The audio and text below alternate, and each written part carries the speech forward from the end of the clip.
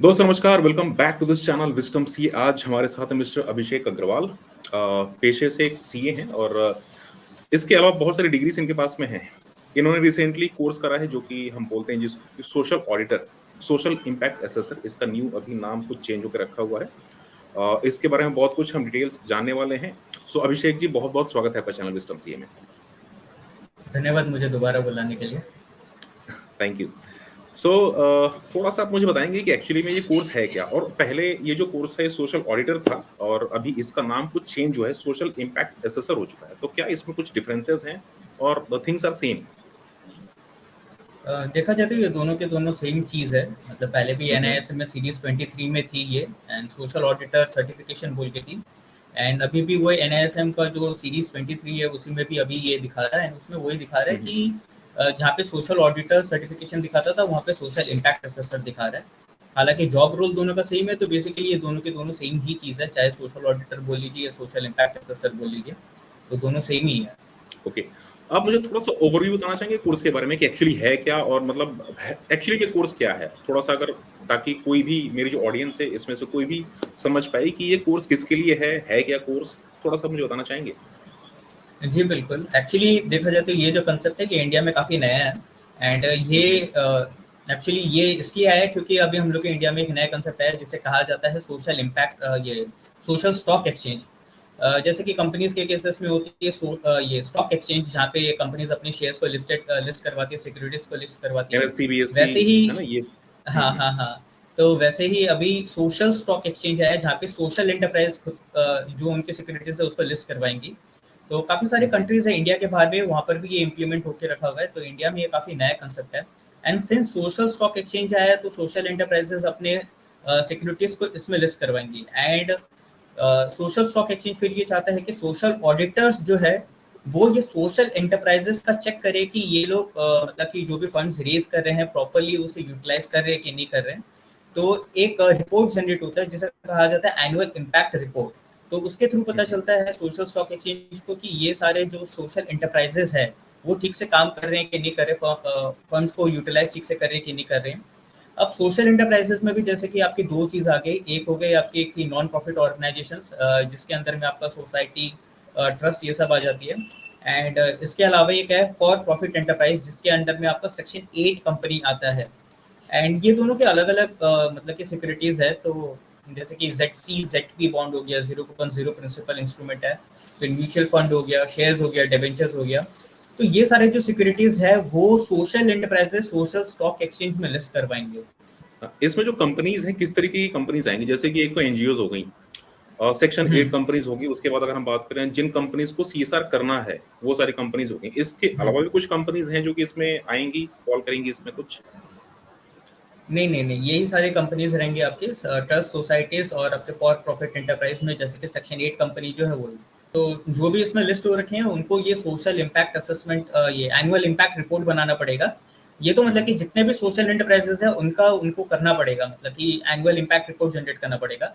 जो आप CSR okay. Responsibility वाला बोल रहे थे वो एक्चुअली अलग क्राइटेरिया में आ जाता है। लाइक कि एनुअल इम्पैक्ट रिपोर्ट तो बनाना ही है, लेकिन इसके अलावा मान लीजिए कि अगर किसी का सीएसआर रिस्पॉन्सिबिलिटी है लास्ट ईयर तक 5 करोड़ की, फिर उसको चेंज करके 10 करोड़ कर दिया, तो टाइम टू टाइम उसे चेंज किया जा रहा है। तो जिनका सीएसआर रिस्पॉन्सिबिलिटी लाइक कि 10 करोड़ है या फिर जो उस पर्टिकुलर टाइम पे एप्लीकेबल है, तो एक पर्टिकुलर जो सीएसआर लिमिट है वो पहुंचने के बाद में जो कंपनीज है उन्हें अपना सोशल इम्पैक्ट असेसमेंट भी करवाना पड़ता है। तो वो एक अलग चीज अच्छा, होती है और एनुअल इम्पैक्ट रिपोर्ट अलग हो गया। तो बेसिकली एनुअल इम्पैक्ट रिपोर्ट हर एक सोशल एंटरप्राइज को करवाना है, लेकिन सोशल इम्पैक्ट असेसमेंट सिर्फ उसी को करवाना होगा जिसका एक particular limit of CSR responsibility पहुंच चुका है। Great, great. सो इसमें अपॉर्च्युनिटीज़ क्या-क्या हैं? इसमें देखा जाए तो काफ़ी सारी अपॉर्चुनिटीज़ है, लाइक कि देखा जाए तो बहुत ही न्यू कंसेप्ट है। तो जैसे कि जब नया-नया चार्टर्ड अकाउंटेंट आया था, तो जो लोग नए-नए सीए किए थे, तो उस समय हुँ, उतना नहीं हुँ। दिख रहा था, लेकिन धीरे-धीरे वो सीए लोग मतलब कि विदिन 5 टू 10 इयर्स बहुत एक्सट्रीम लेवल पे ग्रो किए। तो वैसे ही हुँ, सोशल हुँ। ऑडिटर एक नया कंसेप्ट आके रखा हुआ है, लाइक रजिस्टर्ड वैल्यूअर। वो भी शुरू-शुरू में नया कोर्स आया था तो उसका उतना डिमांड समझ में नहीं आ रहा था, लेकिन विद टाइम अभी उसका वैल्यू समझ में आ रहा है। तो वैसे ही सोशल ऑडिटर है कि एक नया कांसेप्ट आके रखा हुआ है, तो अगर ये कर लेते तो अभी प्रोफेशनल्स उतने ज़्यादा है नहीं, एंड अभी इसका देखा जाए तो सिलेबस भी उतना ज़्यादा वास्ट नहीं है, आप शायद ईज़िली क्लियर कर सकते हैं। इसमें ट्रेनिंग भी नहीं है, लाइक कि रजिस्टर्ड वैल्यूअर जैसे कोर्स है उसमें 50 आवर्स की ट्रेनिंग की रिक्वायरमेंट होती है। इसमें ट्रेनिंग की रिक्वायरमेंट भी नहीं है, लेकिन विद टाइम ट्रेनिंग की रिक्वायरमेंट हो सकती है, सिलेबस वास्ट हो सकता है। तो ये एक बहुत अच्छा अपॉर्च्युनिटी कि हम लोग जल्दी क्लियर कर लिए ये एग्ज़ाम, तो हम लोग के पास में और भी काफ़ी सारे अपॉर्च्युनिटीज़ जो जिसमें हम लोग ग्रैब कर सकते हैं। जैसे कि एक तो ये हो गया जो मैं आपको बोला कि एनुअल इम्पैक्ट रिपोर्ट आप चाहे तो बना सकते हैं, जो भी सोशल हुँ, एंटरप्राइजेज़ है। हुँ। फिर सोशल एंटरप्राइजेज़ को जानना होगा कि कैसे सोशल स्टॉक एक्सचेंज में खुद को रजिस्टर करना है, कैसे सिक्योरिटीज़ को लिस्ट करवाना है, तो वो सारे के लिए भी सोशल ऑडिटर का रिक्वायरमेंट रहेगा। फिर इसके अलावा जैसे कि जो भी मैंने आपको बताया कि कंपनीज़ की सीएसआर रिस्पॉन्सिबिलिटी जो होती है, पर्टिकुलर सीएसआर रिस्पॉन्सिबिलिटी, तो उसमें सोशल इम्पैक्ट असेसमेंट करना पड़ता है, तो उसके लिए भी रिक्वायरमेंट रहेगा। तो ये सारे काफ़ी सारी अभी बेनिफिट्स है जो अभी कर सकते हैं, एंड टाइम टू टाइम इसमें और भी बहुत सारे चेंजेस किया जा रहा है, तो विद टाइम इसमें अपॉर्चुनिटीज ग्रो ही होगा। एंड देखा जाए तो इंडिया में अभी अप्रोक्सीमेटली 30 लाख सोशल एंटरप्राइजेज है, तो हुँ, हुँ। और प्रोफेशनल्स उतने ज़्यादा है नहीं, गिने चुने मतलब कि 1000 डेढ़ हज़ार के आसपास है। तो अगर आप अभी क्लियर कर ले तो आपके पास में पूल ऑफ सोशल एंटरप्राइजेज है जिसे आप अप्रोच कर सकते हैं, ताकि आप उन्हें सोशल स्टॉक एक्सचेंज में लिस्ट करवाए, उनका काम ले सके। तो आपके लिए एक नया एवेन्यू ओपन हो रखा है। सो इसके लिए क्या सीए होना ज़रूरी है? इसमें चाहे अलग-अलग एलिजिबिलिटी क्राइटेरिया देखा जाए तो मतलब कि ज़रूरी हुँ, नहीं कि हुँ। अगर आप सिर्फ सीए हैं तो ही आप ये कर सकेंगे। इसमें लाइक कि अगर आप सीए है, सीएस है, सीएमए है, तो अगर आपके पास में मेंबरशिप है तो भी आप इसे एनरोल कर सकते हैं, तो आप इसके लिए एलिजिबल है। तो इसके अलावा लाइक कि अगर आप ग्रेजुएट हैं and 6 years in development sector है तो आप तो भी सकते हैं। इसके अलावा अगर आप मास्टर्स करके रखे हुए हैं एंड आपके पास हुँ, में हुँ। 3 इयर्स एक्सपीरियंस है इन डेवलपमेंट सेक्टर, तो भी आप ये कोर्स को परस्यू कर सकते हैं। मतलब कि ये एलिजिबिलिटी क्वालिफिकेशंस हो गया। तो अगर आपके पास में ये सारी क्वालिफिकेशंस है तो आप फिर उस कोर्स को परस्यू कर सकेंगे, एंड ओके। आपके पास में ये पर्टिकुलर क्वालिफिकेशन है तो उसके बाद में आप साइट में जाएँगे, आप खुद को रजिस्टर करेंगे। फिर जब आप रजिस्टर करेंगे खुद को, उसके बाद में आपको एग्ज़ाम देना होगा। एग्ज़ाम क्लियर करके फिर आपको एसआरओ को अप्रोच करना पड़ेगा, जो कि है सेल्फ रेगुलेटरी ऑर्गेनाइजेशन। तो हुँ, हुँ। अलग-अलग एसआरओज़ है, लाइक आईसीएमएआई के है, फिर आईएसएआई का है, जो कि आईसीएआई का ही पार्ट हो गया, institute of social hmm, hmm. Auditor of India, जिसमें मैंने खुद को भी रजिस्टर करके रखा हुआ है, एंड ये आईसीएआई का पार्ट हो गया। ओके। तो ये एलिजिबिलिटी क्राइटेरिया आपका। तो qualifications, clear the examination, then approach the SRO. Okay, जो एग्ज़ाम्स होंगे वो किस तरीके से होंगे? मतलब कि एक ही दिन एग्ज़ाम्स होते हैं, जैसे कि सीए में अगर हम बात करें, तो सीए में तो मल्टीपल डेज़ एग्ज़ाम्स के लिए जाना पड़ता है, तो इसमें एग्ज़ाम्स किस तरीके से होते हैं? मल्टीपल एग्ज़ाम्स होते हैं या एक ही दिन आपको एग्ज़ाम्स देने होते हैं? एमसीक्यूज़ होंगे या आपको डिस्क्रिप्टिव क्वेश्चन्स होंगे, किस तरीके से एग्ज़ाम्स होते हैं इसके? ये इसका जो एग्ज़ाम है वो आपका एमसीक्यूज़ टाइप का होता है, और एक ही दिन एग्ज़ाम होता है एंड 2 घंटा का एग्ज़ाम होता है।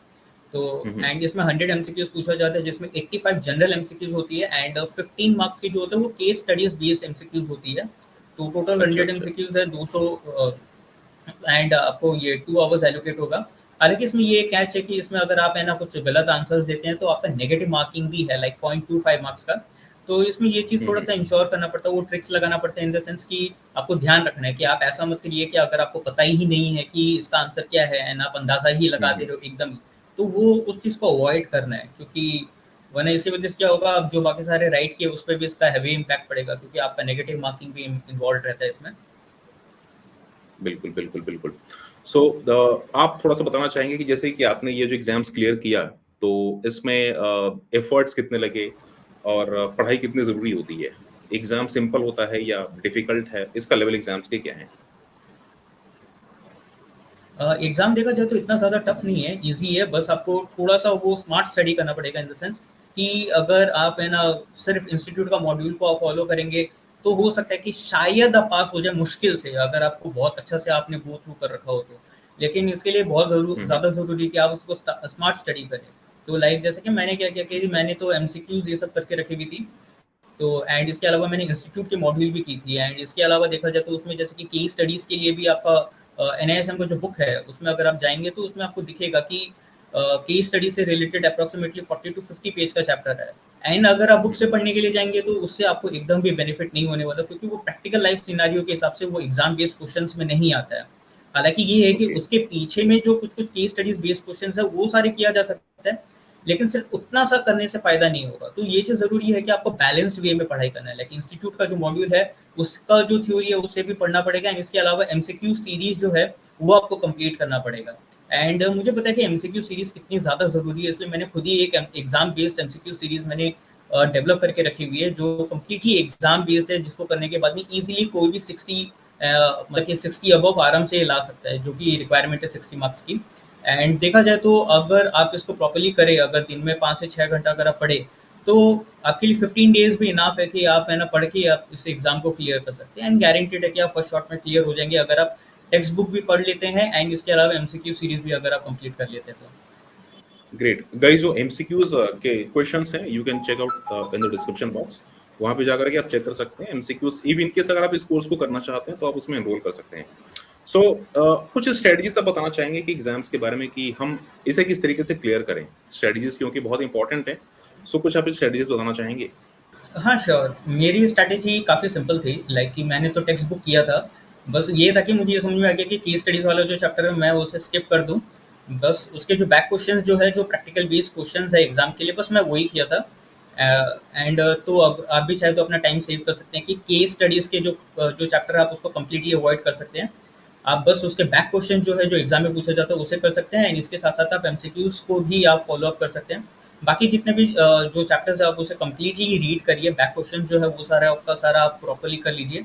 एंड एक स्पेशल स्ट्रैटेजी जो मैं अपने एग्ज़ाम में लगाता था, वो ये था कि मैं पेपर जब अटेम्प्ट करता था, तो मैं अलग-अलग कॉलम बना लेता था। लाइक कि मैं श्योरिटी के बेसिस पे, कि मुझे जो पता है कि हाँ, कि मैं इसे 100% श्योर हूँ कि ये राइट होगा। किसी में मैं 50% श्योर हूँ, तो मैं उस हिसाब से कॉलम बना रखा था कि 100%, 50% एंड 25% एंड नॉट अटेम्प्टेड। तो मेरा कोशिश ये रहता कि मेरा अगर 100% में अगर एटलीस्ट मैं 40 अगर मैं क्वेश्चंस डाल दूँ, तो मुझे पता है कि मैं कैसे भी करके मेरा 60 अबव चल जाएगा। तो मेरा माइंडसेट ये रहता कि 35 टू 40, 35 के नीचे तो गलती से भी नहीं, मतलब 100% श्योर मुझे इतना श्योर होना है कि 35 से अबव ही मेरा 100% श्योर हो। एंड 50% अगर मैं किसी को लेकर डाउट होता था, मतलब कि ऐसा भी नहीं कि एकदम ही मुझे अंदाज़ा नहीं, लेकिन मुझे लग रहा है कि अरे यही होना चाहिए, लेकिन फिर भी शायद हो सकता है कि शायद गलत हो सकता है, तो मैं उसे 50% वाला मैं कॉलम में डाल देता था। तो मैं उस हिसाब से मैं कैलकुलेट करते जाता कि 100 वाला में 35 है, तो ये चलो 35 सिक्योर हो गया। 50% वाला में अगर मैंने 30 क्वेश्चंस डाला, तो मैं उस हिसाब से मैं कैलकुलेट कर लेता था विद नेगेटिव मार्किंग कि ये अगर 50% करेक्ट है, तो अगर मैं 30 क्वेश्चन डाला हूँ, तो 30 में से 15 राइट होंगे तो 15 मार्क्स हुआ, और 15 रॉन्ग होगा 0.25 के हिसाब से, तो 3.75 रॉन्ग हो गया। तो 11.25 मेरा इधर सिक्योर हो गया। उधर में अगर मैंने 40 डाला, तो 40 प्लस 11.25 तो 51.25 हो गया। तो फिर वैसे ही करके मैं फिर 25% वाले में मैं देख लेता कि हाँ, कि 25% वाले में मैं कितना ढाल पा रहा हूँ। तो उससे मुझे एक ओवरऑल रफ आइडिया हो जाता था कि हाँ, कि मैं 60 ला सकता हूँ। और मैं मोस्टली एमसीक्यूज वाले जो जितने भी क्वेश्चंस होते हैं, मैं सब में इस तरीका का करता हूँ। लाइक रजिस्टर्ड वैल्यूअर में भी मैंने ये किया था कि 100%, 50%, 25% not attempted. And last moment में मुझे अंदाजा हो गया था कि मुझे एक क्वेश्चन और अटेम्प्ट करना पड़ेगा, वरना मैं फेल हो जाऊंगा। मुझे आइडिया हो गया था। एंड मैंने लास्ट 10 सेकंड में मैंने एक आंसर अटेम्प्ट किया था 2 मार्क्स का, एंड मेरा मार्क्स आया था 61.75। मैं अटेंड नहीं करता तो मेरा 59.75 होता और मैं उसमें भी फेल हो जाता। और मैं सर्वेयर एंड लॉस असेसर में उसमें भी यही टेक्निक लगाया। तो मुझे ये जो टेक्निक है, जो मतलब मेरा ही क्रिएटेड है, 100%, 50%, 25%, इससे मुझे ओवरऑल आइडिया हो जाता है कि हाँ, कि मैं इस पेपर में कहाँ हूँ। तो सबमिट करने से पहले मुझे आइडिया हो जाता है कि मैं पास होऊंगा कि फेल होऊंगा। एंड मोस्ट प्रॉब्ली जब मैं ये करता हूँ, तो मैं अ, मुझे ये समझ में आ जाता है कि हाँ, कि अब मुझे ज़्यादा ज़बरदस्ती का आंसर अटेम्प्ट करने की ज़रूरत नहीं है। लाइक कि अगर मैं 100% में मैं 45 डाल दिया हूँ, 50 वाले में मैं 30 क्वेश्चन डाल दिया हूँ, तो मुझे पता है कि अब मुझे ज़बरदस्ती का अटेम्प्ट करने की ज़रूरत नहीं है, वरना मैं फेल हो सकता हूँ। तो ये बहुत आपको पेपर कंट्रोल में रखता है। इससे आप पास होने का आपका जो चांसेस है बहुत इंक्रीज़ हो जाता है। एंड इस वजह से मेरा भी सोशल ऑडिटर में 69.5 मार्क्स आ गया था। एंड सबमिट करने से पहले मुझे पता चल गया था कि मैं पास हो जाऊँगा। Great, great. सो इसके बारे में कुछ और भी आप बताना चाहेंगे? जैसे कि हमने बहुत सारी चीज़ें तो कवर कर ली, इसके अलावा अगर कुछ चीज़ें हमने छोड़ रखी होंगी, तो कुछ आप बताना चाहेंगे इसके बारे में?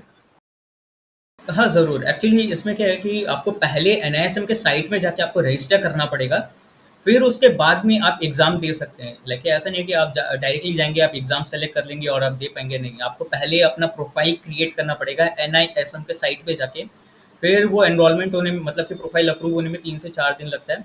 फिर जैसे ही वो 3 से 4 दिन में अप्रूव हो जाएगा, उसके बाद में आप एग्ज़ाम के लिए सेलेक्ट कर सकते हैं।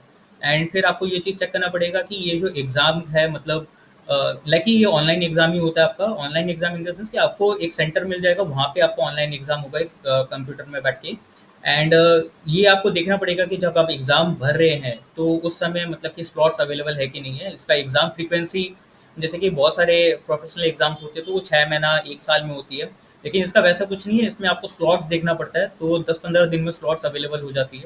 तो जब आप एग्ज़ाम के लिए रजिस्टर करेंगे तो आप देख लीजिएगा कि स्लॉट्स कब का अवेलेबल है। उस हिसाब से आप अपना टाइम भी डिसाइड कर सकते हैं कि आप कौन से पर्टिकुलर टाइम में आप जाके एग्ज़ाम देना चाहते हैं। एंड जो भी वहाँ पे एनआईएसएम के जो सेंटर्स होते हैं आप उसमें से चूज़ कर सकते हैं। हर सिटीज़ में अप्रॉक्सीमेटली वो सेंटर्स अवेलेबल रहती है। तो एंड इसके अलावा ये है कि इसकी जो फीस है वो 1500 प्लस जीएसटी है। वो टाइम टू टाइम चेंज होते रहता है, तो वो आपको चेक करना पड़ेगा कि करेंटली क्या चल रहा है। तो फीस भी बहुत नॉमिनल है और एग्जाम फ्रीक्वेंसी भी बहुत फटाफट होती रहती है। तो अगर बाई चांस अगर आप फेल हो गए तो आप 15 डेज बाद वापस से प्रिपेयर करके एग्जाम दे सकते हैं, तो उसमें कोई दिक्कत का बात नहीं है। Great, great. Thank you so much Abhishek ji for giving so much of knowledge about this course. And guys, जो कोर्सेज हैं या जो एमसीक्यूज हैं, सारे के सारे लिंक्स मैंने शेयर कर रखे हैं डिस्क्रिप्शन में। सो अगर आप इंटरेस्टेड हैं, you can go and check it out. अगर आप कोर्स करना चाहते हैं, so the things are very beneficial. Thank you so much Abhishek for coming to the channel. And आप सभी आपने इतनी सारी बातें बताई, thank you so much. Thank you मुझे बुलाने के लिए दोबारा से। Thank you.